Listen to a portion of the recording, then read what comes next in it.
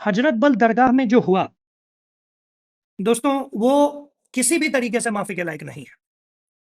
किसी भी तरीके का कोई भी जस्टिफिकेशन इस बात को सही नहीं ठहरा सकता है कि आपने अशोक स्तंभ को नुकसान पहुंचाया।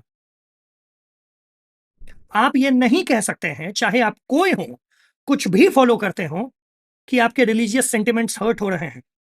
किस बात के रिलीजियस सेंटिमेंट्स? कौन से religious sentiments?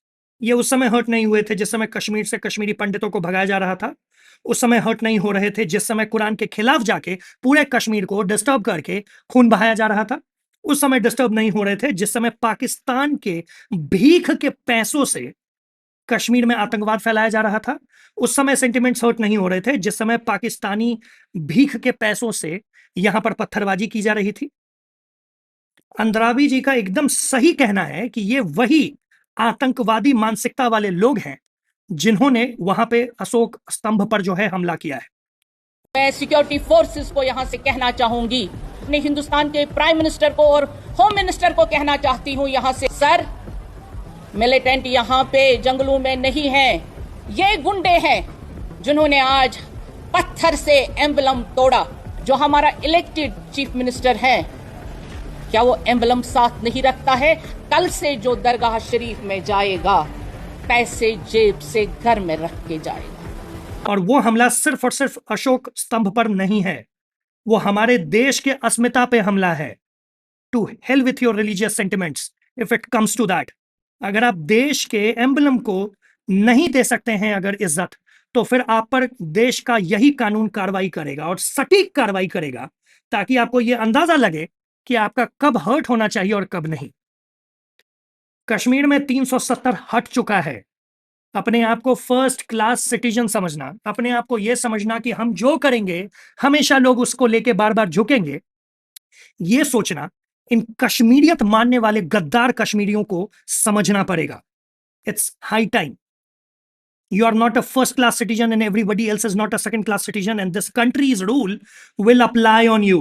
You are part of India. You like it, you don't like it, कोई फर्क नहीं पड़ता है। और जितनी जल्दी ये बात समझ में आ जाएगी, उतनी जल्दी आप लोगों के लिए अच्छा होगा। और ये बात समझने में किसी भी तरीके का कोई भी डाउट है कि Kashmir is an integral part of India, you like it, you don't like it, you want to be there, you don't want to be there, you want to call it India occupied Kashmir or whatever the hell you want to call, अच्छा लगे ना लगे, तुझे वहां रहना है नहीं रहना है, आतंकवादी बनना है, बंदूक उठाना है, जो भी है, Kashmir will remain an integral part of India no matter what happens, no matter what government it is in the centre. You like it, you don't like it. और ये इस तरीके के जो नाटक करके इन कश्मीरियों को ये लग रहा है कि स्टेटहुड मिल जाएगा, तो उस गलत फहमी से इन्हें बाहर निकलना पड़ेगा। इन्हें बाहर निकालना पड़ेगा उस गलत फहमी से, क्योंकि इस गलत फहमी में कि हम कुछ भी कर लें वो ठीक ही है, पिछले 40-50 साल से ये जीते आए हैं। आसान नहीं होगा ये, लेकिन ये अब करना पड़ेगा।